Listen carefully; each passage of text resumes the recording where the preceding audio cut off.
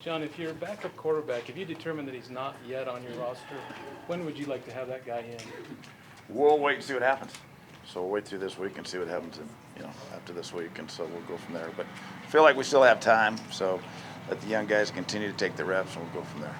What have you seen from Chad from your vantage point as he got this promotion this week? I had a feeling he was going to play well. He's a competitive guy. He's played a lot of snaps. He's instinctive, and so, he took advantage of the opportunity that he had. And so, he was looking forward to going out and playing and chomping at the bit. So it did not surprise me that Chad, the way he played very well, and he's got good instincts. And so, he deserved the chance to play with the twos this week. How do you think Paxton is taking on his new roles in number 3 guy?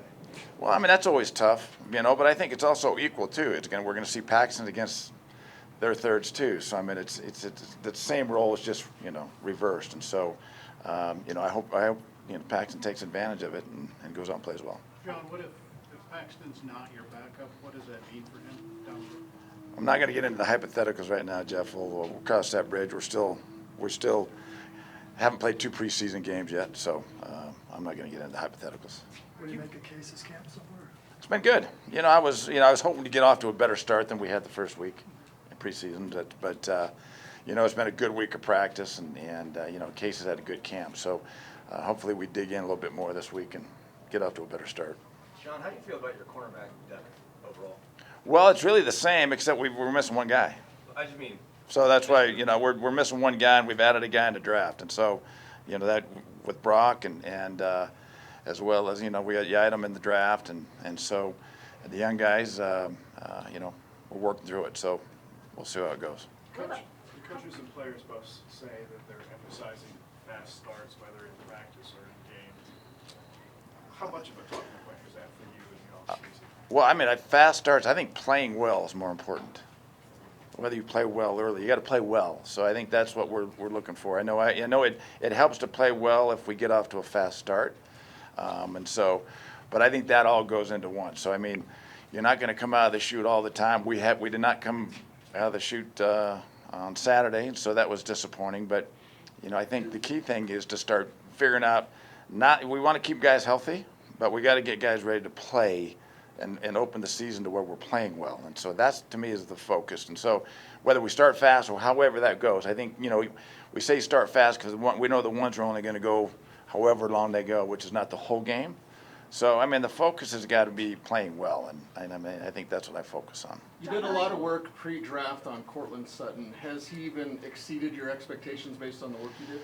He's been good in camp, but he's a rookie.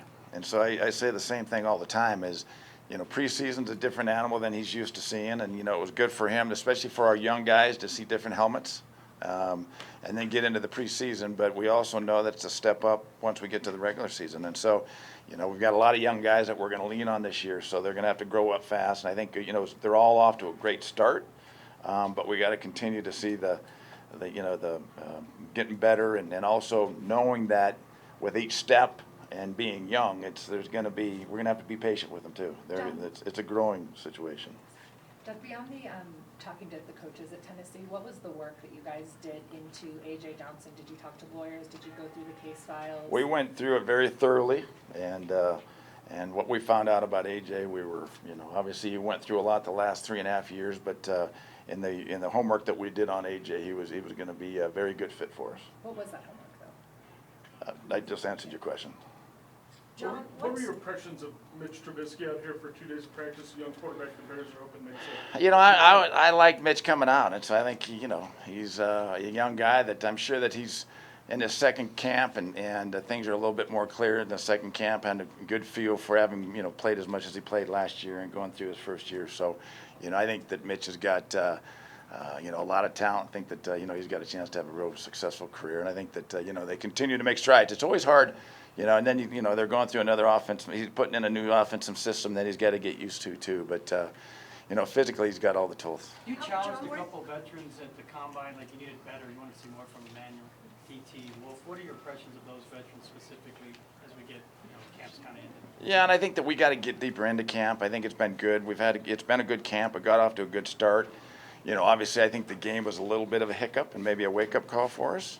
But up to that point, camp had been very good, and so I think it was a little bit of a wake-up call that first game, realizing that we have to take it from the practice field to the regular, into the, the playing field. And so that was, as much as we didn't want that hiccup, it was probably a good hiccup for us, and we'll see how, how we take it from the field to the from the practice field to the playing field. Is that next week. perplexing at all, that last year there was practice, and it just wasn't translating? Is that something you're still keeping an eye on? Like, why is it, is there a disconnect, or you want to see why it's not transferring from the week to Sunday? Yeah, I mean, I'm not over concerned about the fact that we didn't take it this week, because our vets they knew they were going one series or two series, right? What I would like us to see is take a little bit more pride in what we did and say, hey, listen, we want to get off to a good start, and we didn't do that, so that was a disappointing thing. But I think now, knowing that this week that we're going to get things started and get off to a good start getting into a flow of things, and the veterans the starters have to play, and they got to start getting ready, and the mindset has to now get to the point that we're here to get ready to play that first, the opening game against Seattle. What are the characteristics that you look for in a backup quarterback? Because it can be hard. They have to be ready at a moment's notice. So what do you look for when it comes to a backup quarterback? Well, somebody that can win football games. I think that's the key thing is, the backup is a guy that you have confidence in, that if something were to happen to your starter, that has the experience and the ability to come in and help you win a football game, not necessarily carry the football game, but help you win a football game. So, it's a different quality, because you have to be ready all the time and mentally be ready all the time, and you don't get a chance to play a lot of times. And so, I think that, as hard as it is to find a starter, it's just as hard to find a guy that can back up. And so we're always looking for those. How valuable are these joint practices for you and your staff, just in terms of scouting other talent or talking with other coaches about potential? I mean, you get to see, you get up and close with personal with the, with the other team and the Bears. And so I loved him as a player, because of concentration level wise, you get more out of it. You work harder. You're more, you're competing during practice a little bit more, because it can get a little bit old against your own guys. So plus it's a different defense and different coverages. And so I like him a lot. And, I think it's been the last couple of days. Do you see the cycle changing a little bit, John, where your offense might be a little bit more of an offensive team this year or soon? Well, I'd like us to see us play better than we did last year on offense, and I think that that's step number one. I think whether we become an offensive team or a defensive team, obviously we've leaned on our defense quite a bit the last couple of years, and that's not to say we're not going to lean on them again this year. And so, to be a great football team, you got to play good defense, and you got to have something offensively that you can put points on the board and not beat ourselves. And so. That's where I'm excited about, with Case. He does a good job so far with taking care of the football, and, hopefully we can continue to grow and get better offensively and play as good a defense as we have in the past, and then, be much improved on the offensive side. Time for a few more for John. What's your level of confidence in this running back room, and do you anticipate one of the guys rising above the rest through the preseason? It's been good so far. They've all played very well. So we're only one game through it, but we feel good about that room and the guys that we have in that room, and the young guys are stepping up. And so, the playing time will be invaluable for them because of the youth that we have in the room. So we'll continue to work on that. If you do consider an outside candidate for a backup quarterback, is Colin Kaepernick a viable candidate in your mind? Well, you know what? And I said this a while ago, and Colin had his chance to be here. We offered him a contract. He did take it. So. And as I said in my deposition, and I don't know if I'm legally able to say this, but, he's had his chance to be here. He passed it. John, what are your expectations, obviously, the fourth season from Jeff Hireman this year?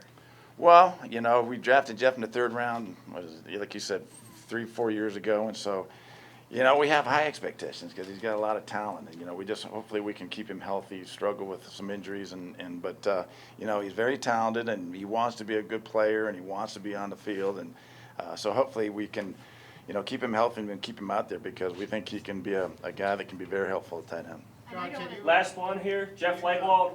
Can you just sort of reveal how AJ stayed on your radar over that time when you decided to look into? Well, I mean, once we heard the verdict and it came back, that's we knew we liked him back 3 years ago, and so that's where he became once everything happened the way it fell and he was innocent, that we went back through the process and got on him, and we're hoping to be able to land him here, and so we're thrilled we did. Did you speak to him before you signed? Oh yeah, several times, and Him and a lot of other people too. So obviously he knew that, but you know, he's a great kid. I think he'll be a great addition here, and you know, he's a guy that yeah, obviously going to take some time when you haven't played for 3.5 years. It takes a little bit of time, but he's a guy that was very talented coming out.